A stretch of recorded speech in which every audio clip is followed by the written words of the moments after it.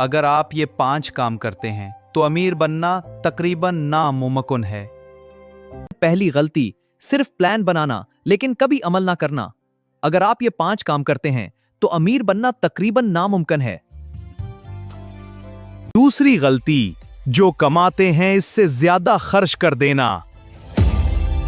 तीसरी गलती, नई स्किल्स ना सीखना है।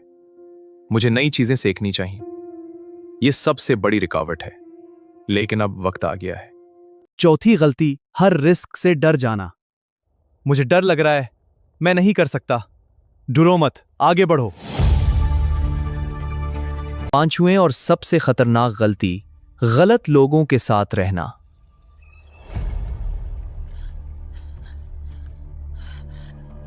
अगर आपने ये 5 आदतें छोड़ दें तो अमीर बनना शुरू हो जाएंगे।